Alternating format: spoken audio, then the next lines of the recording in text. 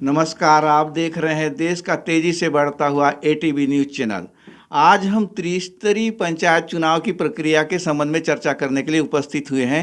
त्रिस्तरीय पंचायत चुनाव का आगाज हो चुका है। नाम निर्देशन पत्र जमा करने की तिथि 3 फरवरी निर्धारित है और नाम वापसी की तिथि 6 फरवरी है।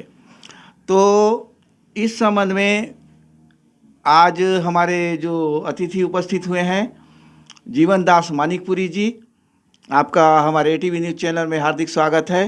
और हमारे साथ उपस्थित हैं लाला राम मरकाम जी, जो कि जिला पंचायत का चुनाव के लिए इन्होंने नामांकन पत्र जमा किया है। तो सबसे पहले मैं जीवन दास मानिकपुरी जी से सवाल करना चाहूँगा।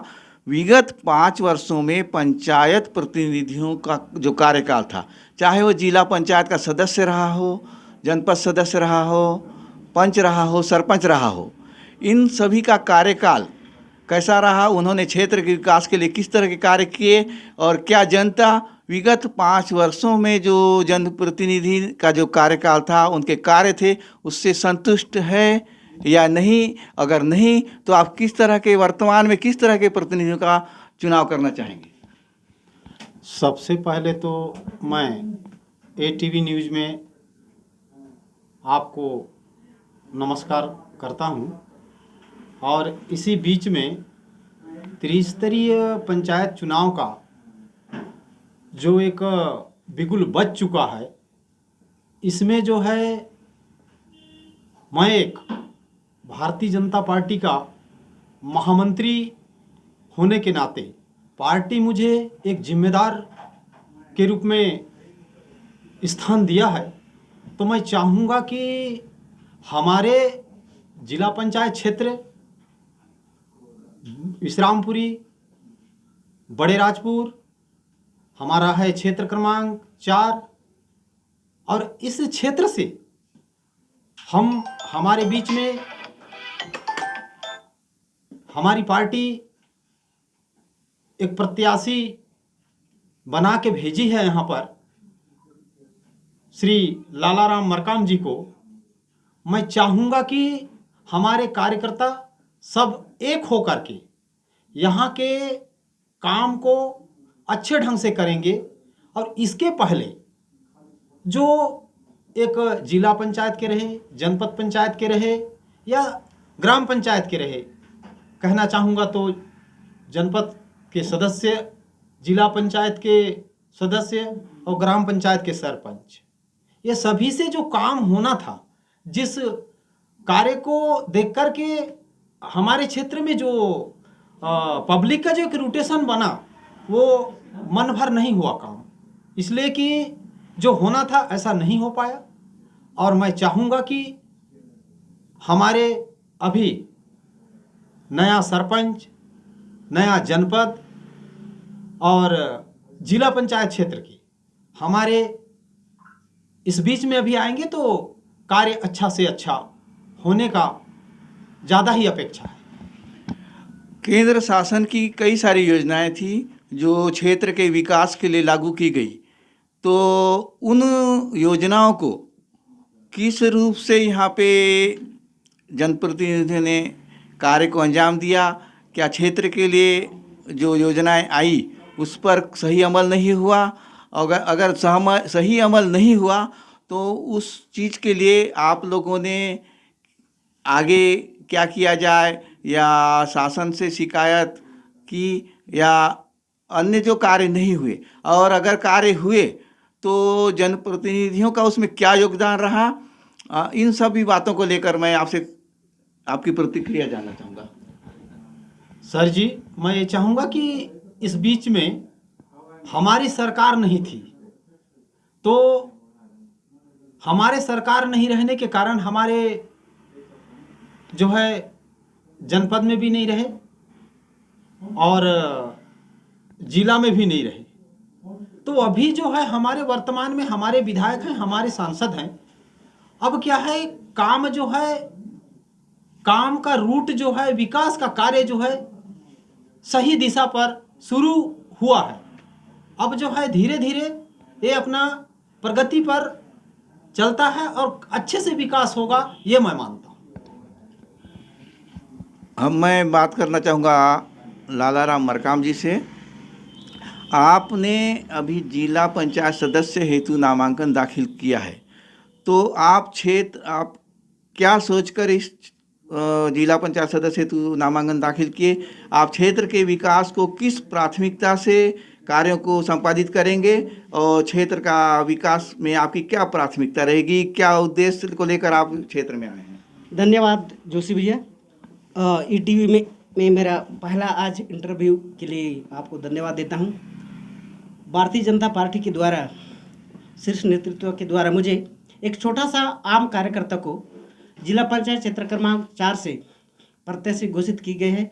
मैं पार्टी के जो पदाधिकारी हैं, संगठन के जो पदाधिकारी हैं, माननीय किरण देव सिंह जी, और संगठन के महामंत्री माननीय पवन शाह जी, और इस क्षेत्र के हमारे कर्मठ, जुझारू और मिलनसार क्षेत्रीय विधायक सम्माननीय नीलकंठ टेकम जी, और इस क्षेत्र हमारे कोंडागांव जिला के जिला अध्यक्ष सम्माननीय सेवकराम नेताम को मैं हृदय से धन्यवाद देता हूं। और साथ ही इस क्षेत्र क्रमांक, जिला पंचायत क्षेत्र क्रमांक 4 जो है, यहाँ के समस्त मतदाता भाई बहनों से को भी धन्यवाद देता हूं, और उनसे मेरा अपील है, अभी जो है मेरा नाम जो है पार्टी द्वारा अधिकृत की गई है, मैं निश्चित रूप से हर लोगों तक पहुंचने का प्रयास करूंगा चुनाव में, और उनका सबका मैं आशीर्वाद लेकर के इस क्षेत्र में एक बार सेवा करने का मौका मुझे दे, ऐसा मैं चाहता हूं। और पिछला कार्यकाल हमारे क्षेत्र में जो भी जनप्रतिनिधि या जिला पंचायत क्षेत्र में निर्वाचित हुए थे, उन लोग कांग्रेस बेल्ट लगभग 10 साल के कार्यकाल में हमारे क्षेत्र में किसी प्रकार की ना सही रोड बने हैं, ना कोई बिल्डिंग बने हैं। हाँ, मतलब सभी जो मामला वो हैं उसमें कहीं ना कहीं कमजोरियां हैं, सुचारू रूप से नहीं चल रहे हैं।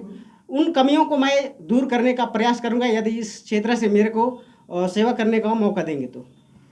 सांसद की कई सारी योजनाएं थी, जैसे हम बात करें क्षेत्र में जल जीवन मिशन के संबंध में जो कार्य होना था।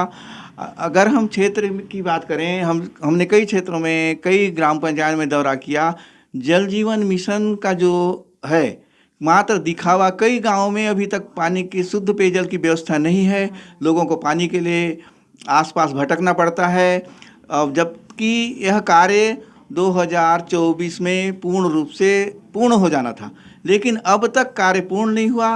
ये केंद्र शासन की योजना थी, तो यह कार्य में विलंब क्यों हुआ, और इसे आपने, आपके कार्यकर्ताओं ने, सभी ने इस कार्य को लेकर किस तरह से मतलब क्या कहा जाए, आपत्ति दर्ज की, शिकायत की, प्रशासन से इस संबंध में क्या कहा, जो आज तक यह ग्रामीणों को उपलब्ध नहीं हो पा रहा है? ग्रामीणों में इस बात को लेकर नाराजगी है।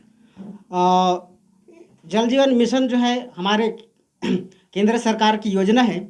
हमारे छत्तीसगढ़ में जो है पूर्ववर्ती जो कांग्रेस की सरकार है, उसमें जल जीवन मिशन में जो 60% जो है सेंट्रल का है और 40% जो है राज्यांश का है। लेकिन यहाँ पे एक दुर्भाग्य कहना चाहिए कि 2018 के बाद के जो चुनाव में जो है, यहाँ लोभ लुभानी वादों के कारण जो है कांग्रेस की सत्ता आई, और कांग्रेस की सत्ता जो है केंद्र की योजनाओं को हमारे छत्तीसगढ़ में लागू करना नहीं चाहते थे। इस कारण जो है ये जल जीवन मिशन का जो कार्य है, जिस गति से होना था, जैसे हमारे देश के प्रधानमंत्री ने जो सोच रखा था, वो सोच को यहाँ साकार होने में बहुत सारे जो कांग्रेस की सरकार है वो अड़चन डाली। और निश्चित रूप से अभी जो हमारे 2024 के जो चुनाव, 23 के जो चुनाव में पूरे छत्तीसगढ़ के जो जनता जनार्दन जो है वो भाजपा को बनाया है। निश्चित रूप से हमारे जो प्रदेश के मुख्यमंत्री हैं विष्णुदेव साय, वो अब जो है समीक्षा कर रहे हैं कि पूरे गांव और पूरे अंतिम व्यक्ति तक जल पहुंचाने का जो काम कर रहा है। निश्चित रूप से अभी जो लगभग 1 ही साल हुआ है हमारा बीजेपी शासन माननीय विष्णुदेव साय का, निश्चित रूप से वो पूरा हो जाएंगे और सब पूरे जनता तक वो जो है जल जीवन मिशन का जो है, जो हमारे माननीय प्रधानमंत्री का जो लक्ष्य है वो साकार हो जाएगा, ऐसा मैं मानता हूँ। मैं आपसे एक सवाल और करना चाहूँगा। प्रधानमंत्री आवास को लेकर भी ग्रामीणों में काफ़ी शिकायतें देखने को मिली है। कई लोगों को प्रधानमंत्री आवास उपलब्ध हो चुका है, कईयों को नहीं हुआ है। और लोगों का कहना है कभी कार्यालय में जाओ तो कभी इंजीनियर द्वारा पैसे की मांग की जाती है, तो कभी किसी और बात को लेकर उन्हें परेशान किया जाता है। कई लोगों का हो चुका है और कईयों का अभी भी बकाया है। तो प्रधानमंत्री आवास के संबंध में आप अगर चुन के आते हैं तो क्या नीति रहेगी? प्रधानमंत्री आवास जो है हमारे केंद्र सरकार, मैं पूर्व आपका जल जीवन मिशन के संबंध में जिस प्रकार से बोला, वैसा ही इस प्रधानमंत्री आवास में भी जो है 60% जो है केंद्रांश है और 40% जो है राज्यांश है।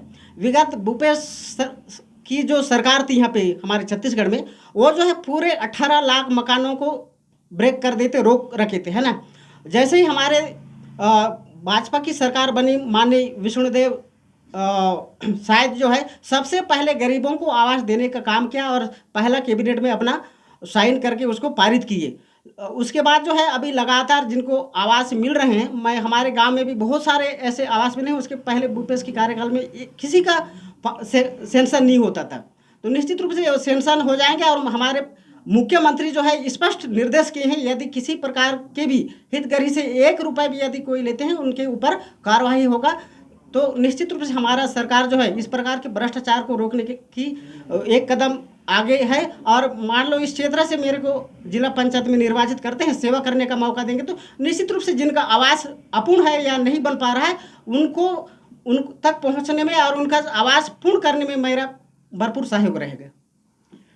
तो ये थे हमारे अतिथि लालाराम मरकाम जी की, और जो अभी जिला पंचायत सदस्य का चुनाव लड़ रहे हैं। और हमारे एक और अतिथि हैं जीवन दास मानिकपुरी जी। मैं इन दोनों का तहे दिल से स्वागत करता हूं। हार्दिक बधाई जो उन्होंने हमारे इस कार्यक्रम में हिस्सा लिया। आने वाले दिनों में और भी अन्य मुद्दे को लेकर हम आपके बीच उपस्थित होंगे। दर्शकों को आभार, आप सभी का शुक्रिया। वंदे मातरम, जय हिंद।